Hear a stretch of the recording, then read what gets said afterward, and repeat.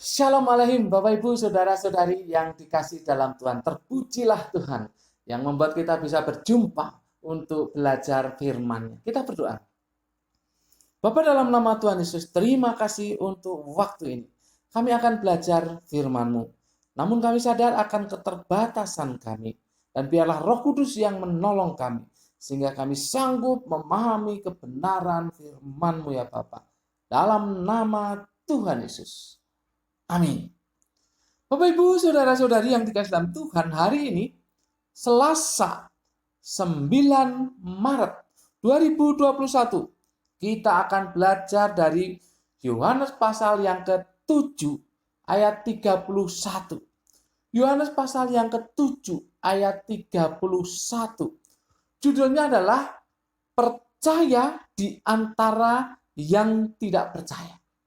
Percaya di antara yang tidak percaya. Bapak Ibu saudara-saudari yang dikasih dalam Tuhan, kadang menjadi orang yang berbeda itu susah. Sementara lingkungan bersikap A, kita harus bersikap B. Tetapi jika ini menyangkut kebenaran, maka kita harus berani berbeda. Mari kita baca ayatnya.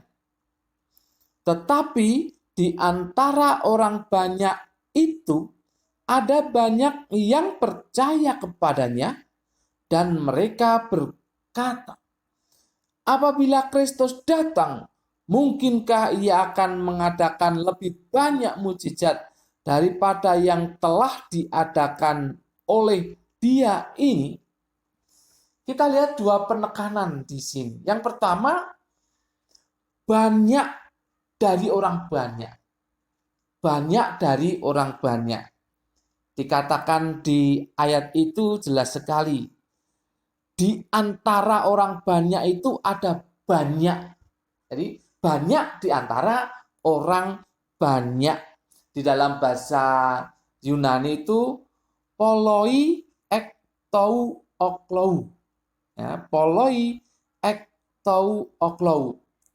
Banyak yang keluar dari orang banyak. Itu literalnya. Orang banyak ini dalam kata dasarnya adalah oklos ya. Oklos. Itu kerumunan. Kerumunan dalam jumlah yang besar. Kerumunan dalam jumlah yang besar.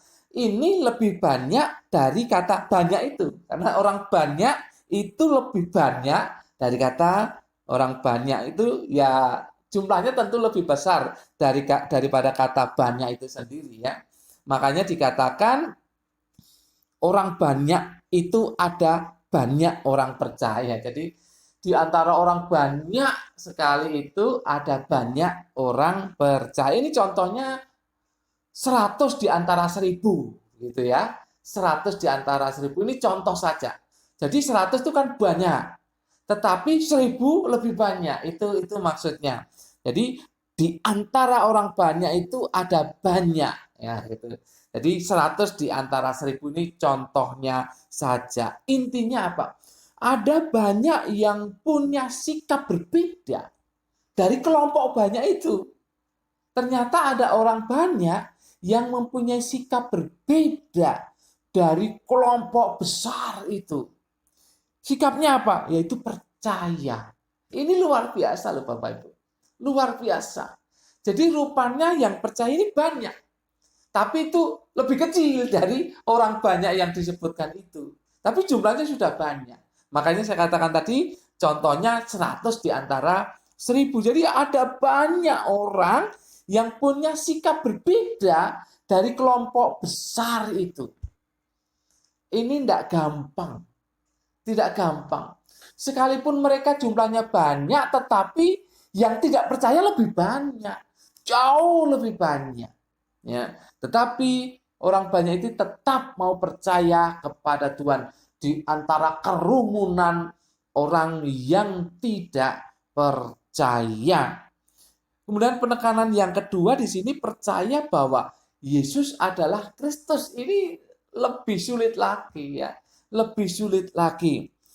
Kalau dilihat ayat itu sepertinya ada pertanyaan-pertanyaan yang diajukan, tetapi itu sepertinya ya pertanyaan retoris bagi yang tahu. Karena begini, apabila Kristus datang, mungkinkah ia akan mengadakan lebih banyak mujizat daripada yang telah diadakan oleh dia ini?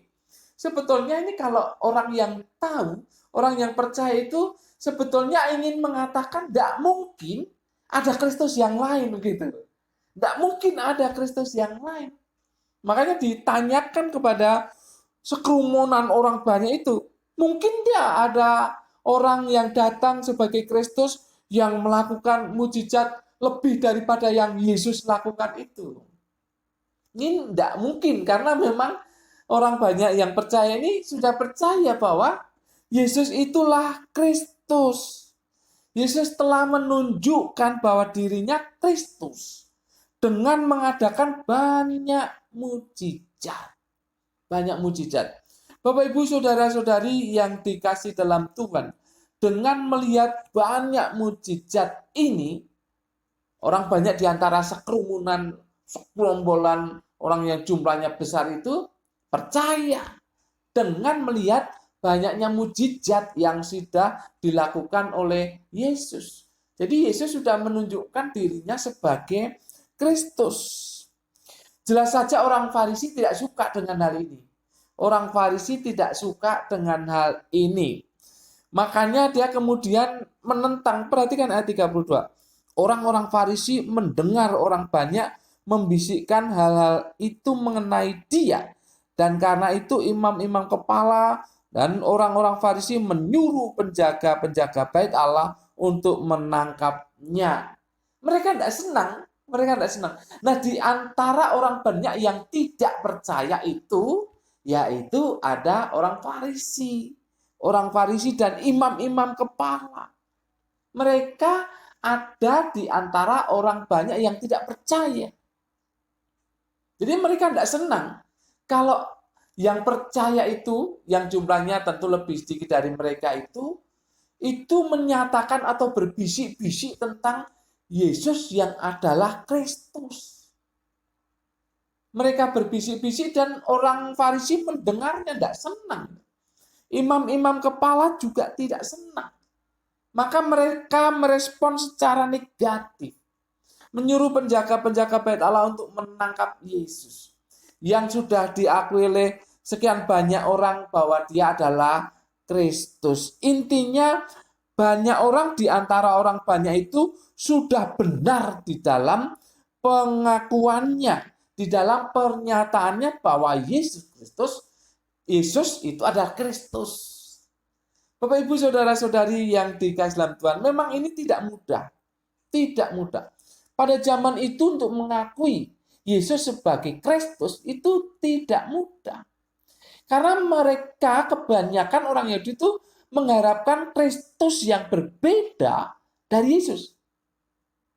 Kristus yang mempunyai kuasa dalam segi politik. Kristus yang mau dijadikan raja. Kristus yang secara politik bisa menolong mereka. Itu yang mereka harapkan. Sehingga mereka tidak percaya bahwa Yesus itu Kristus. Tidak percaya karena fokus mereka adalah kepada Kristus yang punya kuasa secara politik, yang membebaskan mereka dari cengkraman kekaisaran Romawi. Kristus sama dengan Mesias ya. Kristus sama dengan Mesias. Jadi mereka tidak bisa percaya bahwa Yesus adalah Kristus. Tetapi banyak orang di antara mereka sudah percaya. Itu benar itu. Pengakuan bahwa Yesus adalah Kristus itu benar sekalipun di lingkungan begitu banyak orang yang tidak percaya, yang tidak mengaku Yesus adalah Kristus. Luar biasa, luar biasa. Percaya di antara yang tidak percaya. Hal yang tidak mudah, tetapi sudah ditunjukkan oleh banyak orang di antara segerombolan orang yang jumlahnya besar itu. Nah, segerombolan orang yang jumlahnya besar. Jadi percaya di antara sekian banyak orang yang tidak percaya itu tidak mudah. Tetapi mereka tetap mau percaya. Karena mereka tahu bahwa Yesus adalah Kristus. Mereka mengaku Yesus adalah Kristus. Bapak, Ibu, Saudara-saudari yang dikasih dalam Tuhan. Di dalam kehidupan kita, sikap toleran itu harus. Sikap toleran itu harus. Tetapi berkaitan dengan kebenaran, kita tidak boleh kompromi. Yang benar harus kita pegang. Kita harus berpegang pada kebenaran. Tidak boleh kompromi. Jadi kita harus percaya bahwa Yesus adalah Kristus. Sekalipun lingkungan tidak percaya. Kita harus percaya, tetap percaya. Jadi kebenaran tidak boleh dikompromikan. Jadi kebenaran yang pertama yang kita pelajari di sini adalah bahwa kita harus tetap percaya Yesus adalah Kristus. Sekalipun orang banyak tidak percaya. Tetapi kebenaran-kebenaran lain juga harus kita pertahankan. Di dalam kehidupan kita, kita harus hidup di dalam kebenaran. Sekalipun orang lain tidak. Jadi kita harus hidup di dalam kebenaran sekalipun orang lain tidak. Kita tetap percaya yang benar dan kita mengakuinya, memegangnya sekalipun orang lain tidak. Itu tidak mudah. Tetapi sebagai orang yang mengaku sebagai murid Yesus Kristus, maka kita harus pegang kebenaran. Apapun risikonya. Karena dengan kebenaran itu, kita dibenarkan.